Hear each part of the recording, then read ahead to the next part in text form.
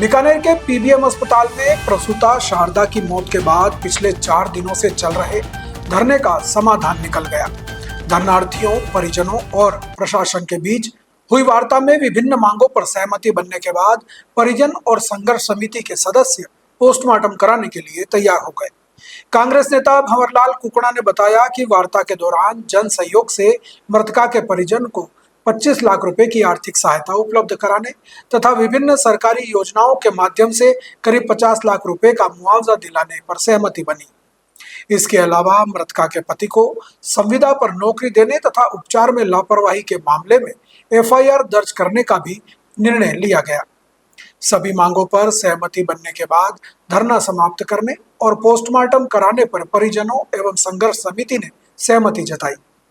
पिछले 4 दिनों से चल रहे इस आंदोलन के दौरान पीबीएम अस्पताल परिसर में लगातार धरना जारी था और दोषियों के खिलाफ कार्रवाई व पीड़ित परिवार को उचित मुआवजा देने की मांग की जा रही थी। परिजनों का आरोप था कि प्रसव के दौरान चिकित्सकों की लापरवाही से शारदा की मौत हुई। इसके बाद से परिजन शव लेने से इनकार कर अस्पताल परिसर में ही धरने पर बैठ गए थे।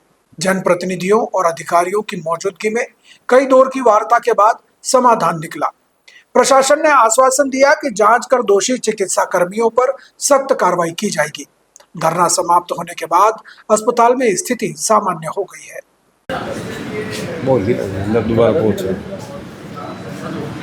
हाँ जी, आज 4 दिन बाद में प्रशासन और सरकार के बीच हमारी वार्ता हुई है। बहन शारदा, जिसकी चिकित्सकीय लापरवाही की वजह से डेथ हो गई थी, किडनी फेल हुई, आंखें खराब हुई, ये आप सबने देखा।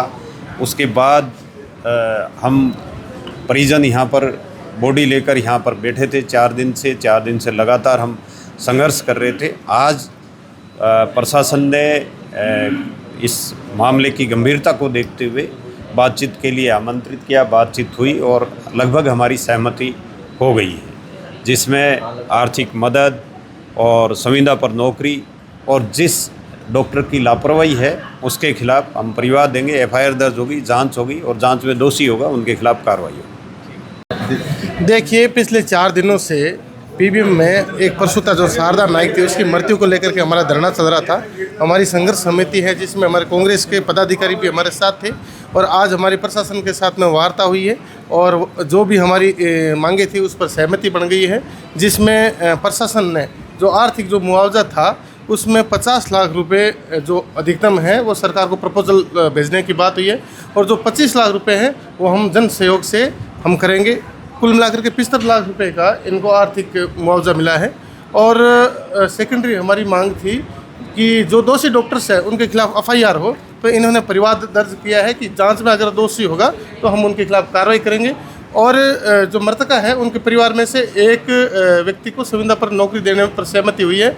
लेकिन मैं मीडिया के माध्यम से ये कह देना चाहता हूँ कि हम जहाँ कहीं भी अगर भविष्य में भी इस प्रकार की अगर घटनाएं पीबीएम प्रशासन करेगा तो हम लोग आगे भी संघर्ष है वो करते रहेंगे, जारी रहेंगे। श्रीमान जिला कलेक्टर महोदय, एसपी साहब के निर्देश अनुसार और जो प्रतिनिधिमंडल था संघर्ष समिति का, उसके साथ में जो लगातार वार्ताएं हुई, उसी के क्रम में आज ये वापस वार्ता करके और दोनों पक्षों द्वारा ये सहमति हुई है। परिवारजनों ने ये सहमति और संतुष्टि व्यक्त की है कि हमारी जो मांगे थी, जो जिला स्तर पर स्वीकृत करने योग्य थी, वो मांगे मानने से अभी ये पक्ष संतुष्ट है और पोस्टमार्टम करवाने के लिए रेडी हैं और अपना जो बॉडी है ये अभी ये ले जा रहे हैं। मुख्य मांगे जो थी उनमें जो हमने जिला स्तर पर श्रीमान संभागीय आयुक्त महोदय, आईजी साहब, कलेक्टर साहब और एसपी साहब के मार्गदर्शन अनुसार केवल जो एक तो संविदा पर नियुक्ति, जो भी परिवार का एक सदस्य है जिसका ये सजेस्ट करेंगे उसको संविदा पर नियुक्ति देंगे और इसके साथ में जो विभागीय नियमों के तहत कोई सहायता देय है तो वो उसको दिलाने का पूरा प्रयास करेंगे। Thank you.